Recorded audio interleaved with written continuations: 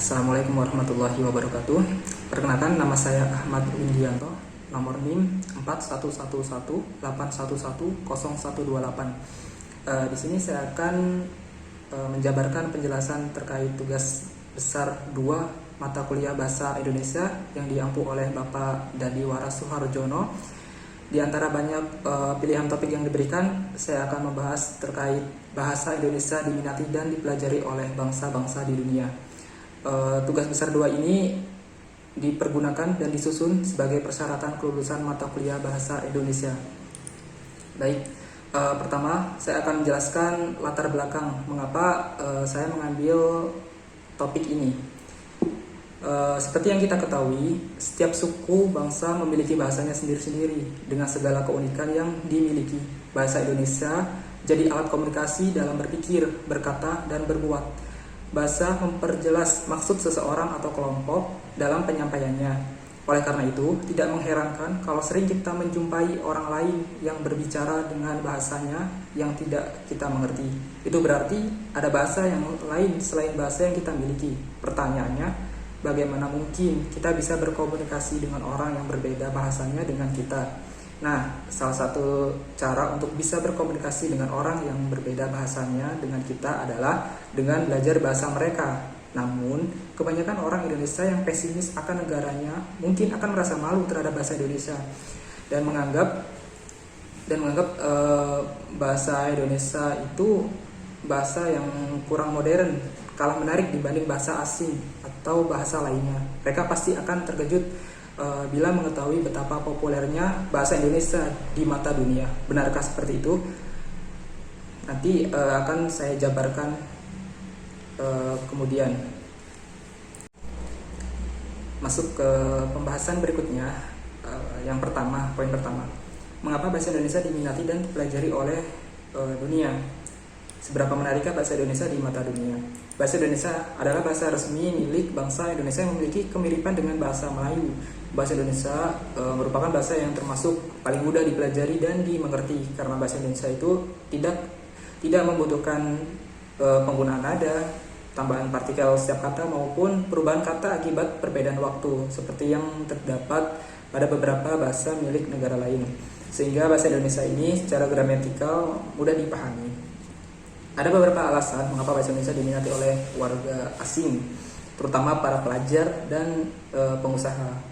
Yang pertama, bahasa Indonesia lebih mudah dihafal karena di dalam bahasa Indonesia itu banyak menyerap kosakata asing, misalnya dari bahasa Inggris dan bahasa lain. Bahasa Indonesia relatif mudah diadaptasi dengan istilah-istilah asing dengan melakukan penyerapan, termasuk istilah Inggris yang seiring waktu kemudian diserap menjadi bahasa Indonesia. Sehingga bagi orang asing yang belajar bahasa Indonesia itu tidak perlu repot-repot menghafal kosakata tertentu. Nah, yang kedua, negara Indonesia jadi salah satu negara yang memiliki jumlah penduduk terbesar di dunia. Ketiga, Indonesia dipandang sebagai negara ekonomi baru. Hal ini tentu banyak menaruh minat untuk berinvestasi bagi warga negara lain di Indonesia untuk memperlancar proses berinvestasi dan keberlanjutannya. Mereka akan mempelajari bahasa Indonesia. Nah, yang keempat, keanekaragaman budaya yang dimiliki oleh bangsa Indonesia jadi alasan mengapa warga asing berminat untuk mempelajari bahasa Indonesia. Mereka khususnya para budayawan, seniman, serta pelajar yang berminat atau hendak melakukan penelitian terhadap kebudayaan bangsa Indonesia dituntut untuk bisa mengerti bahasa Indonesia. Nah, masuk ke poin yang kedua. Apa kehebatan bahasa Indonesia di dunia? Di Australia sendiri, bahasa Indonesia itu merupakan bahasa paling populer keempat. Ada sekitar 500 sekolah pada tingkat pendidikan dasar yang mengajarkan bahasa Indonesia. Bahasa Indonesia merupakan bahasa wajib yang dipelajari di tingkat sekolah dasar. Belum lagi jumlah perguruan tinggi yang menyediakan jurusan bahasa Indonesia atau sastra Indonesia. Membuat Australia ini jadi salah satu negara yang paling intens mengembangkan bahasa Indonesia. Jadi tak heran bila di Australia itu kita sering menemukan anak-anak sekolah dasar yang bisa menyapa kita dengan sapaan khas orang Indonesia. Yang kedua, di Mesir. Sementara itu di benua Afrika, Mesir sendiri tercatat sebagai negara yang paling utama mengembangkan bahasa Indonesia. Di negara yang paling pertama mengakui kemerdekaan dan kedaulatan Indonesia itu baru saja dibangun Pusat Studi Indonesia. Pusat studi ini ada di Suez Canal University atau merupakan langkah awal untuk lebih mendalami Indonesia dari semua aspek, mencakup ideologi, politik, sosial, dan budaya, ekonomi, dan pertahanan serta keamanannya. Selanjutnya di Italia, terbang jauh ke benua Eropa, ada Italia yang juga memiliki minat mendalam terhadap bahasa Indonesia. Hal ini dapat dilihat dari jumlah klub sepak bola asal negara tersebut yang telah meluncurkan situs resmi mereka dalam bahasa Indonesia yang disebut sebagai bahasa tersulit ketiga di Asia ini. Sejauh ini ada 3 klub Italia yang memiliki situs dalam bahasa Indonesia, yaitu Juventus, AC Milan, dan Inter Milan. Selanjutnya di Jepang. Di benua Asia kita menemukan Jepang yang terbilang sebagai negara yang juga intens mendalami bahasa Indonesia. Di negara matahari terbit ini telah lama didirikan pusat-pusat studi Indonesia, salah satunya yang didirikan di Nihon Indonesia Gakkai atau Perhimpunan Pengkaji Indonesia seluruh Jepang. Sejarah pengajaran bahasa Indonesia di Jepang itu juga tidak lepas dari sejarah berdirinya Tokyo University of Foreign Studies atau Tokyo Gaikugo Daikaku, universitas yang didirikan pada tahun 1899 ini mulai mengajarkan bahasa Indonesia sebagai bahasa asing kedua setelah bahasa Inggris pada tahun 1922, diikuti 3 tahun kemudian oleh Universitas Tenri dan lain-lain. Saat ini total ada beberapa perguruan tinggi di Jepang yang membuka jurusan bahasa Indonesia, antara lain Universitas Kajian Asing Tokyo, Universitas Tenri, Universitas Kajian Asing Osaka, Universitas Kyoto, Universitas Setsunan, dan lain-lain. Di Vietnam, selain itu, di Vietnam juga merupakan negara yang menghargai bahasa Indonesia. Di Vietnam, posisi bahasa Indonesia itu sejajar dengan bahasa Inggris, Perancis, dan bahasa Jepang sebagai bahasa resmi yang diprioritaskan. Bahkan sejak akhir tahun 2007, pemerintah daerah Ho Chi Minh City menetapkan bahasa Indonesia sebagai bahasa resmi kedua setelah bahasa Vietnam, menempatkan Vietnam itu sebagai negara kedua setelah Indonesia yang menggunakan bahasa Indonesia sebagai bahasa resminya. Kepopuleran bahasa Indonesia pada skala internasional juga dapat dilihat dari berbagai situs terkemuka seperti Facebook, WordPress. Di Facebook sendiri, bahasa Indonesia itu berada di peringkat kelima bahasa yang paling populer digunakan. Sementara itu di situs blogging WordPress, bahasa Indonesia adalah bahasa terbesar ketiga setelah Inggris dan Spanyol. Hal ini membujuk beberapa situs terkenal lain untuk turut mengeluarkan situs mereka dalam bahasa Indonesia seperti Twitter dan LinkedIn ID. Selanjutnya poin yang ketiga, apakah yang menjadi hambatan Indonesia untuk menjadikan bahasanya menjadi bahasa internasional? Hambatan bahasa Indonesia menjadi bahasa internasional itu terlihat dari berbagai aspek. Yang pertama, rendahnya kualitas sumber daya manusia di Indonesia yang menyebabkan susahnya mengembangkan bahasa Indonesia menjadi bahasa internasional.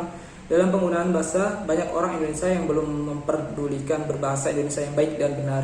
Nah, hal ini akan menghambat pengakuan bahasa Indonesia sebagai bahasa internasional. Yang kedua, yaitu paradigma masyarakat tentang penggunaan bahasa asing sebagai gengsi sosial. Tidak bisa dipungkiri ya, sebuah tren penggunaan bahasa daerah dikalahkan oleh bahasa Indonesia, dan penggunaan bahasa Indonesia dikalahkan oleh penggunaan bahasa Inggris. Orang banyak berpikir bahwa menggunakan bahasa asing yaitu bahasa Inggris menunjukkan gengsi sosial yang tinggi dan dianggap orang berpendidikan. Tantangan lain dari bahasa Indonesia menjadi bahasa internasional yaitu daya tarik politik dan ekonomi yang rendah. Kesiapan bahasa menjadi bahasa internasional yang digunakan banyak negara bergantung pada seberapa besar ketergantungan terhadap bahasa tersebut dalam berbagai aspek seperti ekonomi, sosial, dan budaya. Seberapa besar peran bahasa Indonesia dalam kegiatan perekonomian dunia. Misalnya menggunakan bahasa Indonesia lebih memudahkan dalam kegiatan perekonomian. Untuk selanjutnya, bagaimana sih upaya agar bahasa Indonesia ini jadi tuan rumah di negara sendiri? Ini yang mungkin agak krusial bahasanya, bahwasanya bahasa Indonesia adalah bahasa resmi milik bangsa Indonesia yang memiliki kemiripan dengan bahasa Melayu. Bahasa Indonesia itu merupakan bahasa yang termasuk paling mudah ya, untuk dipelajari dan dimengerti.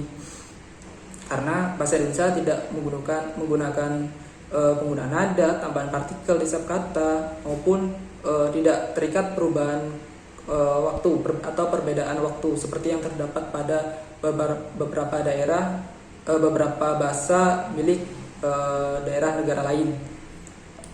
Namun dengan perkembangan zaman yang semakin modern, penggunaan bahasa dunia seperti bahasa Inggris menjadi tuntutan utama yang harus dipenuhi seseorang dalam dunia pekerjaan. Hampir semua jenis pekerjaan membutuhkan pekerja yang mampu atau terampil dalam berbahasa asing, atau dalam hal ini berbahasa Inggris. Hal ini membuat mulai bermunculan sekolah maupun universitas bertaraf internasional. Sebenarnya tidak ada yang salah jika masyarakat Indonesia belajar bahasa percakapan dunia ya. Contohnya dalam hal ini bahasa Inggris. Namun jangan sampai hal ini membuat kecintaan seseorang terhadap bahasa Indonesia jadi berkurang, bahkan sampai tidak mengetahui tata cara penggunaan bahasa Indonesia yang baik dan benar. Nah, jika masyarakat Indonesia sendiri saja tidak mencintai bahasa sendiri, lalu siapa yang akan melestarikan warisan bangsa Indonesia? Contohnya, kepopuleran negara Korea saat ini, mulai banyak sekali masyarakat dunia, termasuk orang-orang Indonesia, itu yang berbondong-bondong mempelajari segala sesuatu tentang Korea, seperti budayanya, bahasanya. Sangat disayangkan sekali bahwa saat ini banyak anak-anak muda yang lebih mengerti tentang kebudayaan luar dibandingkan dengan kebudayaannya sendiri. Hal itu membuat masyarakat lokal dan asing tertarik dengan dunia itu agak semakin kurang ya.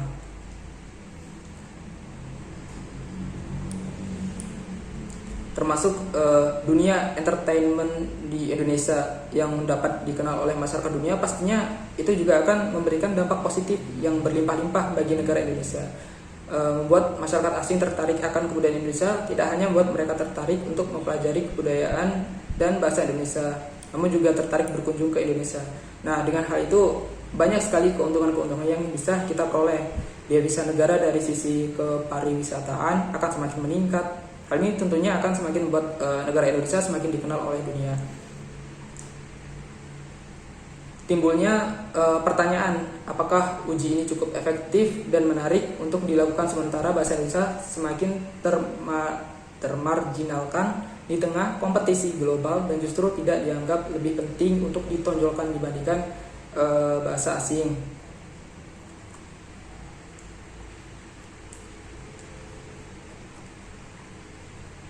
Untuk kesimpulannya, bahasa Indonesia merupakan bahasa yang mudah dipelajari dan dipahami karena bahasa Indonesia itu tidak membutuhkan penggunaan nada, tambahan partikel di setiap kata maupun perubahan kata akibat perbedaan waktu seperti yang terdapat pada beberapa bahasa milik negara lain, sehingga bahasa Indonesia secara gramatikal itu sangat mudah sekali untuk dipahami, sehingga bahasa Indonesia diminati oleh negara lain. Namun kebanyakan orang Indonesia itu pesimis akan negaranya, mungkin akan merasa malu terhadap bahasa Indonesia, mengira bahasa Indonesia itu hanya dipelajari dan digunakan di Indonesia, dan menganggap bahasa Indonesia kalah menarik dengan bahasa asing lain. Mereka pasti akan terkejut bila mengetahui betapa populernya bahasa Indonesia di mata dunia. Oleh sebab itu, kita sebagai warga Indonesia harus menggunakan bahasa Indonesia dengan baik dan benar. Apabila kita sudah menggunakan bahasa Indonesia yang baik dan benar, maka secara tidak langsung orang yang berada di sekitar kita akan tertular. Hal ini nanti akan membuat bahasa Indonesia itu semakin booming dan lebih dikenal oleh bangsa-bangsa lain. Nah, mungkin ada beberapa catatan poin dari saya. Perlunya kesadaran warga Indonesia untuk menggunakan bahasa Indonesia itu dengan baik dan benar. Lebih juga untuk mengembangkan bahasa Indonesia agar dapat menjadi bahasa internasional. Mungkin sekian presentasi dari saya. mengenai pentingnya bahasa Indonesia ya, dengan judul Bahasa Indonesia Diminati dan Dipelajari oleh Bangsa-Bangsa di Dunia. Dan sebagian besar kajian-kajian yang saya ambil referensinya itu nanti saya lampirkan di slide terakhir. Kurang lebihnya mohon maaf. Akhir kata, wassalamualaikum warahmatullahi wabarakatuh.